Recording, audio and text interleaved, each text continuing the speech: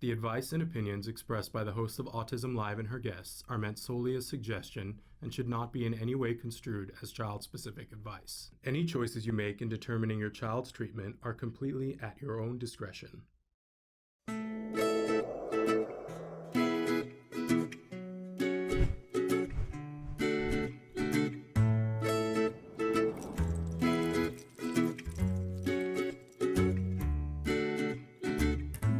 So, Vince, are you there?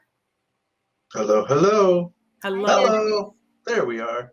There you are. Shannon, do you remember when Julia was introduced? I do. At the national, we were in Louisiana. That's exactly right. I had forgotten that that's where we were. We were in the French Quarter, as I recall. Yes, it was at the Autism Society of America's national conference, I believe. That was a great trip, Vince. I gotta say, Nancy, Vince, and my son and I spent. It felt like 2 weeks, but it was probably 3 days. I think it was a weekend. Yeah. Yeah, probably 3 days. But it was so hot. I'll never forget that.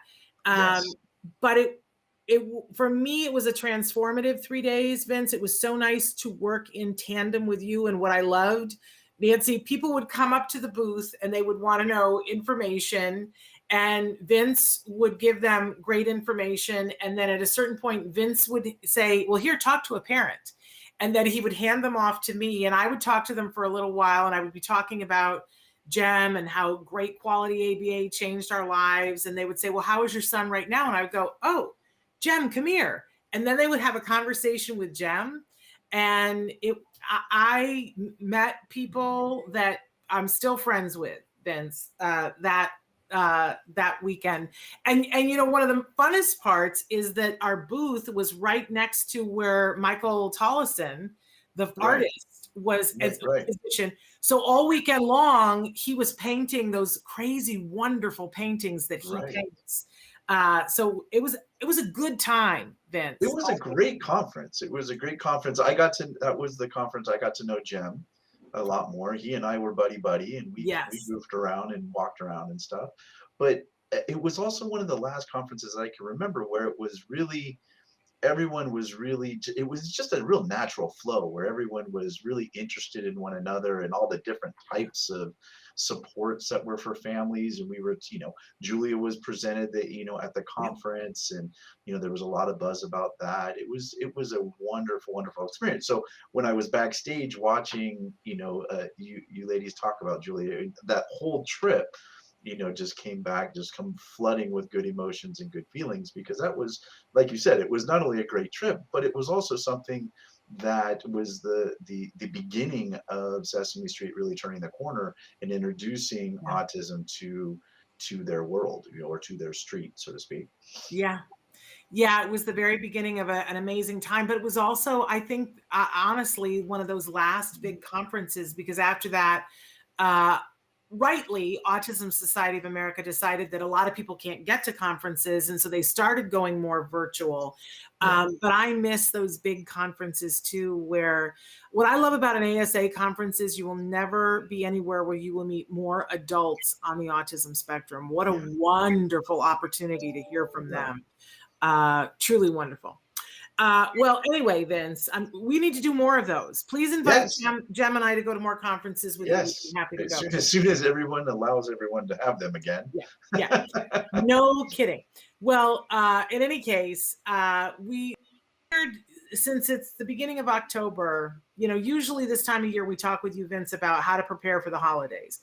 But I was saying to Nancy earlier, I just don't even know this year. And I'm all like, I don't know what the rules are. And the rules seem to change minute by minute, street by street, neighborhood by neighborhood. And if we don't know, if I don't know, how do our kids know what the rules are? And how do we explain it to Aunt Rebecca, who's always got an opinion about what our kids should be doing at the Thanksgiving table? Right. Well, we got a lot of things going on. I think the first thing the undercurrent of this is we're on burnout, right? We're on burnout of change. Change is difficult for humans, period, right? Everybody. And when we are forced and thrust into so much change and so much unknowing, it really taxes our whole body, our whole personality. And I think that's happening to everyone. Now, start that from, this is the top down, right? That whole everything trickles down from the top. So parents in families and caregivers are all just burned out with mask or no mask, or school or no school, or virtual or not virtual, or can I do this, can I do that, do I need this, do I need that, what's approved, what's not approved. And it obviously it's something that's constantly evolving. Now we bring in, which is for the most part the joyous part of the year, but yet also the very stressful part of the year, right? Where there's more change, right? When the holidays are great, however, if you really think about it just on a behavioral standpoint, there's a ton of change that happens during this. And so when we bring all that down to the level of our kids, we have to assume there's going to be a lot of anxiety. If not, there already is. So we have to look at how do we create the same type of experiences with the least amount of anxiety possible, if that makes sense. We can't eliminate the anxiety right now. There's just too much going on. And to be quite honest, we're already walking on eggshells on what's going to happen next. I know I have an event this weekend, and I was doing the same. What do I need? What do I don't need? Do I have proof of this? Do I need a mask of that? And, it's just crazy. So coming into the holidays, my first recommendation is would be for the families to take one at a time, right? Not plan October through December. Let's look at one at a time, and the first one is Halloween. That's probably the one that has probably the most change because of the costumes. Everybody changes their appearance. Could be very exciting, thrilling for our kids. It also could be very terrifying and very confusing for our kids. We have to know at what level of anxiety our children are going to get by seeing people or seeing costumes, seeing people that are made up or dressed up, and we start that at home, right? My first recommendation is start that process now. Do not wait until October 31st. Start it now. Maybe start dressing up. Maybe start doing, dressing up siblings, or dressing up parents, or dressing up neighbors in just little costumes, and see what the reactions are. See if it's scared, or is it exciting? Is it something that causes them anxiety, or does it spur more curiosity, more excitement? This gives us a little bit more information as we work towards Halloween. Do we need to desensitize? Or is there excitement and curiosity? We can explore that, and we can maybe do a little bit more, and maybe get, a little bit more festive. But the biggest pitfall that I see in many families, because everybody is extremely busy, and this isn't by lack of effort, it's really just by lack of reality. Everyone's running from appointment to appointment, this and this and this. We run out of time. If we don't think about this now, and we don't start nibbling on it and working on it now, it becomes a big deal at Halloween. If we come into Halloween with great expectations, we're going to dress up and you're going to look so cute, and we're going to get you out there, and we're going to go trick-or-treating, and we have a meltdown, everything right at that point in time becomes extremely frustrating, extremely anxious for everyone. But if we can predict what's going to happen on Halloween because we've worked on it up to it, now we're going to be prepared. We're going to have strategies. We're going to have interventions. We're going to have expectations to make it as exciting as possible. Vince, I have a personal question for you. Yes. About Halloween. I know it's very different this year, and as last year, a lot of kids aren't going trick-or-treating. But I also have an issue with Wyatt being of an age, he's 19, and he still wants to go trick-or-treating. How do I, explain to him he's aging out of that? It's one of his favorite holidays. Right. I mean, one of the things is then a couple things. I mean, one, he still can participate if safe and and fun, right? That's definitely something that you could look at. Another thing that I saw just recently, which I thought was wonderful, is a group of teens had their first kind of Halloween party. So it was structured, it was supervised, they got to dress up, and then what they did is they brought candy to exchange. So that was kind of like their their door pay, right? When they get there, their cover charge was here's the Snickers, right? And they kind of exchanged candy while they were there, and then they did other things, play video games and talked about their costumes and stuff like that. So you can look at that, something possibly like that. I think the other thing talking with Wyatt would be to now have him the next stage is participating in the creation of the holiday. So decorating, handing out candy, still dressing up, but could hand out candies, those types of things. So still he's participating, but he's doing it in a different way. So this way it's still something to look forward to, but yet in a different modality. Okay. Because adults still go to Halloween parties, right? They still dress up. Absolutely. Absolutely. I know Dr. Grant Pichet, that's her favorite holiday. Her favorite holiday, right? She goes crazy on those costumes, and they're just, it amazes me every year. I gotta say too, Nancy, I know Taka puts out cards that talk about your child being on the autism spectrum. And I know at least one mom who had a teenage son, and one Halloween he went around and a couple of the neighbors gave him a hard time. And so what she did the following Halloween was she went around like a week before Halloween with the cards, knocked on the doors, and like 40 houses that they were going to go to, which is a lot. I don't know that I would have that in me, but she did it and said, hi, I want to introduce myself. My child's going to be coming around. Here's a card that I'm giving you to let you know about my son. And he's on the autism spectrum, and he'll be wearing this costume. And so if you see him, and if she saw that somebody was being a real butthead about it and saying, well, you should not, then she crossed that house off on the list of the route and went to the rest of them. But what she found was that overwhelmingly the people were like, I had no idea. She made friends, found out that there were other kids in the neighborhood that were on the spectrum. So, it's a little bit harder in terms of in a pandemic. I don't know that everybody comes to the door anymore, but it's a possibility of something to do. And I want to say that I think, Vince, when you said the word expectation, I think you hit it right on the head. I think that part of it is that our kids have expectations, and sometimes our kids have expectations that they expect the world to be like it was yesterday, and suddenly there's new rules for Halloween and they're like, I don't get it. Whereas other kids now get what Halloween is, and they have an expectation that it will be like it was 2 years ago, and it's probably not going to be. But I think also as parents, we have expectations. And one of the things that I've learned from me is that to look at what's important to me for Halloween, and it's always important for me to get a picture of the costume.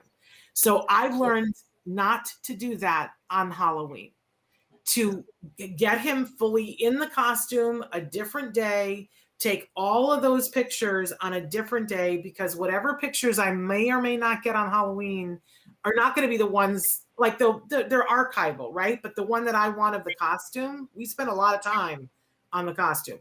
So I got to get those beforehand. And that way, when Halloween comes, I just get to let him be whoever he's going to be. And my expectation has already been filled. Other people have other expectations, but for me, it's about the picture. It sounds like for Wyatt, it's about getting to go door to door. Is that right, Nancy?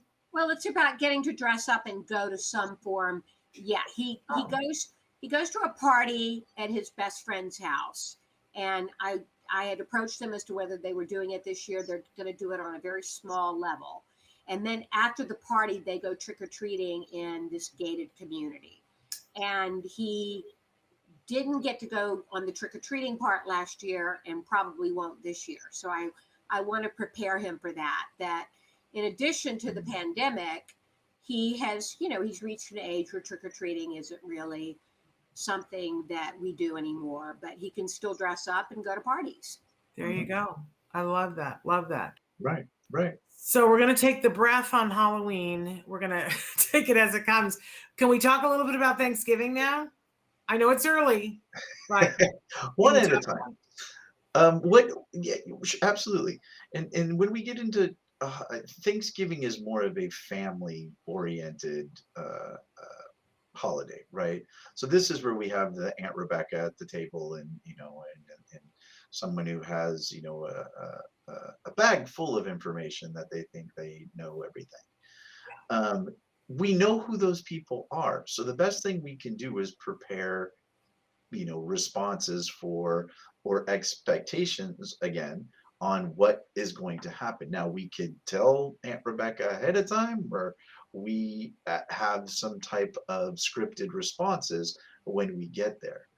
The key to it is keeping our boundaries, right? Maintaining our boundaries and not, to some extent acquiescing to let's just make everybody happy for the day, right? Because that confuses our kids. If there's an expectation, maybe there's a dietary, restriction, or maybe there's, certain routines that are being followed for, for clinical reasons that needs to be done, then we expect that we're going to continue to follow that even when we're in the presence of extended family.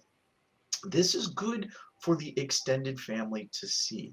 Let's remember, we are educating them too. Most extended family do not have the experience. The lights are going again. I don't move enough.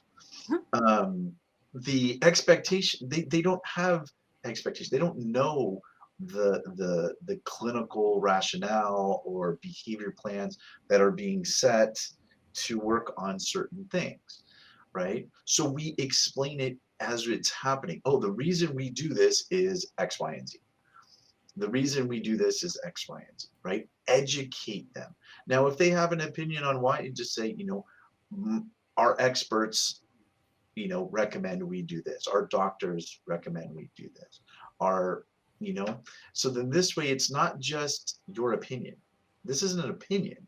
You're following a medical necessary recommendation by a doctor, a BCBA, speech therapist, or what have you, right?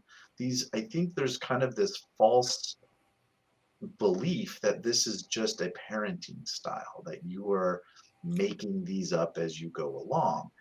If you express this is a medical routine or a medically recommended process, that usually sits a little differently then, right? It now takes it away from this is just your opinion to this is something that's actually being prescribed.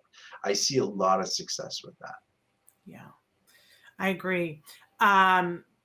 It's always interesting, right? There's always somebody at that table that thinks that they are an expert in everything, whether it's making the mashed potatoes or autism. They think they have it all figured out. Right. Since I've got the two of you here, we've got a parent that's new.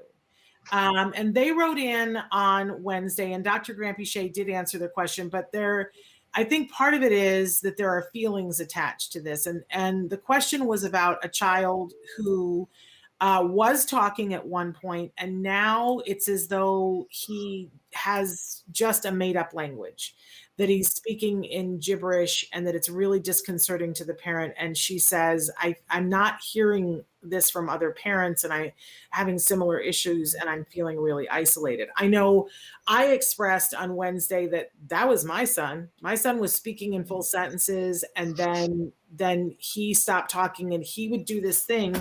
He had already gotten to the point where he would play with his action figures, but he would have his action figures and he would go, have them talking, but in this, like in the back of his throat noise. And then sometimes he would go as if they were talking, but it was gibberish. Right. And it was so frightening to me. And I was like, what happened? Where did my child go? And will they ever come back? Now, I shared some hope about this the other day on Wednesday, and I hope that the parents saw this. But do either of you have anything that you want to say to a parent who's feeling overwhelmed and isolated and alone, and their child has stopped speaking in a way that they can understand? You're not, absolutely. The first thing I think is you're not alone, because that's actually, I hate to say this, but that's actually common, right? It's common that they have more language, and then at some point we see that stopping point. We see the regression. We see that's where they've lost the language. It's actually a very common experience. Now, again, unfortunate, that's a very unfortunate common experience, but along the journey, this is part of the journey, is regression, progression, regression, progression, regression, progression, and we move and we continue to move forward. It's, you know, 2 steps forward, 1 step back. We're still going forward, but it does come with regressions of some developmental stages along the way. First thing is make sure we're in treatment, make sure we're seeing those professionals, either BCBA, speech therapy, right, to make sure that there's programs, interventions, and strategies to work on this. The other thing is now, I don't know what Doreen had talked about, but I'm going to guess we're on the same page with this. Also comes along with anxiety, right? There's a lot of anxiety in our kids. I'll use Jem's example, right? There was a lot of communication that he lost. That's going to create a lot of anxiety. So he's now struggling to communicate with his environment. That creates anxiety, trying to come up with the words, the right phrases, the right times to say things, the right words to say, and the such. When he's calm and he's playing, he's making up a language because it keeps his anxiety low. He doesn't have to think of the right words. He doesn't have to think of the right phrases. He doesn't have to, deal with anybody else's frustrations and emotions that come with the struggling to communicate. That creates an environment to where he keeps his anxiety low. It keeps the fun and the playing going. Now in the real world, when we're talking with mom, dad, talking with teachers, talking with aunts and uncles and such, you have to use the right words. You have to use the right phrases. That creates anxiety when you're struggling to pull those up, right? So anxiety is going to come along the way too. So we want to look at ways to promote language with less anxiety, right? In making sure we're controlling our emotions. Let's not, make sure we're not getting frustrated, making sure that we're being, calm, keeping our tones down, right? Really encouraging, efforts more than results in the beginning. Those types of things, because if we look anxious, our tone goes up, our speech gets more rapid, their anxiety is going to go up, and they're gonna struggle more. And if they struggle more, then we struggle more, and you see the circle or the cycle as we go. But if we can keep calm tones, we can keep low voices, we can keep encouraging efforts and attempts, right? That keeps their anxiety lower, and that gives them more resource to actually try to work on their language. Yeah. And Nancy, I want to hear from you too, but Dr. Granpeesheh talked a lot about ABA, intensive ABA. Right, yes. And I, like this mom, and you, Shannon, had a very similar situation. Wyatt was speaking in 2 and 3 word sentences, and then lost that ability and was really speaking in 1 word utterances, and a lot of echolalia, which I think, which is repeating what has been heard, which I think the mother said that she thought her son has echolalia.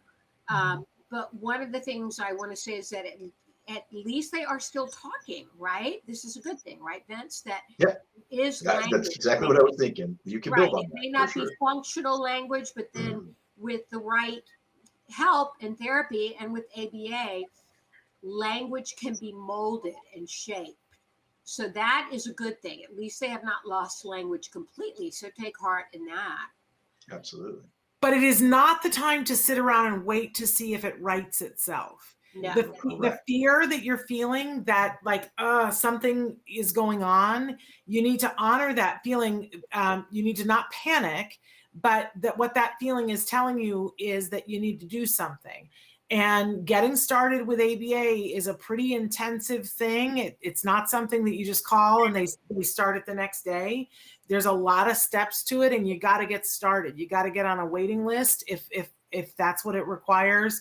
But identify a really good ABA provider in your area. I always recommend to people find a support group that's local, and ask them who's really good. Of course, Nancy and our kids were treated at the Center for Autism and Related Disorders, and they have many centers across the United States. You can always go on their website to see if they have a center that's near you. But there are many ABA providers. If you're not lucky enough to be near a CARD site, there are other good ones too. The tough part is knowing who are the good places and who's doing. There are people who are doing a lower class of ABA. We've got a paper that's coming out and sometime in the next week where I go through what I think are the hallmarks of a good ABA program to help guide you. That's going to be available on our website soon. But in the meantime, ask people in your local support group who is good. And also start calling ABA providers. Start with who's got availability and ask them how much availability. If they're talking about doing 10-hour program with your 3-year-old, keep moving, because you really want 40 hours for a 3-year-old. 40, I know you just went, right? 40 hours a week for a 3-year-old, yes. And that reaction. But that's what gets it done. Mm-hmm. I think the worst advice I've ever heard from pediatricians, and I hope this has changed, but unfortunately I haven't worked with a lot of the itty bitties and young ones in a while, was they'll grow out of it. Right, I got that. And I heard it for years. In my 30 years that I've been doing this, my first, I would say 15 of them, I heavily was supervising and working with a lot of younger kids coming through, and I would hear that weekly from some parent or directly from the mouth of the doctor. You know what? They're young. They could grow out of it. You know what? They're young. They can grow out of it. I hope that now that is stopped, because they don't grow out of it. When they are significant, 2-3 years old and significantly struggling with their speech, they are not going to grow out of it. It doesn't get better on its own. They need to be taught the skills on how to learn language, then learn the language, right? You can't teach a language if they don't know the skills how to learn it. So they need to be taught through through ABA, the skills to learn how to language. There's observational learning, there's repetitive, or observational language. There's repetitive language, there's using phrases, there's single words, there's responding, there's requesting, right? There's lots of different types of language that the kids need to learn. And ABA breaks that down to teach the skills so that they can learn from that type of language that they experience. And it's not something that they can grow out of. I know that that's all of our wishes, is that if there's a delay, let's just wait and hopefully they'll grow out of it. But developmental milestones do not grow out of. Yeah, I got the response from my pediatrician that boys are often late talkers. That was what he told me for a good year before we looked at doing some developmental assessments, and that's so tough. Found out that he was at least a year delayed.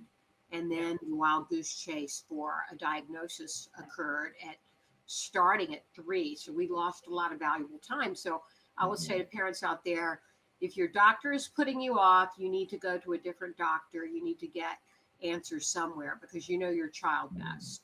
Absolutely. And the earliest the intervention starts, the better, because they're not that far behind, right? If they're 2-3 years old, they can't be that far behind. They're only 3. But the 4, 5, 6, 7, 8, 9, right? The gap just grows. It doesn't close. It grows. It grows.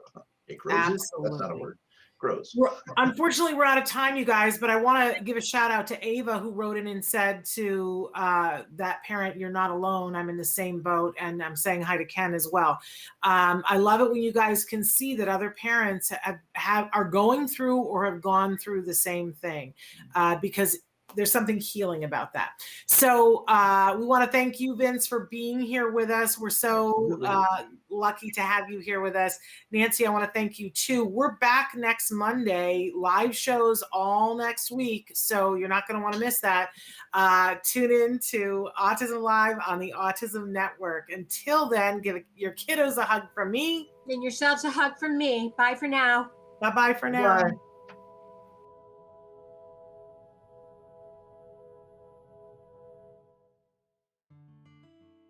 Thanks for watching Autism Live. If you found anything helpful in this video, please give us a like. In fact, make sure that you smash that subscribe button on YouTube and give us a like on Facebook. You can also follow us on Twitter and Instagram for important updates. And please download our free podcast wherever you get your podcasts. See you next time. Until then, give your kiddos a hug from me and one for you too. Bye-bye for now.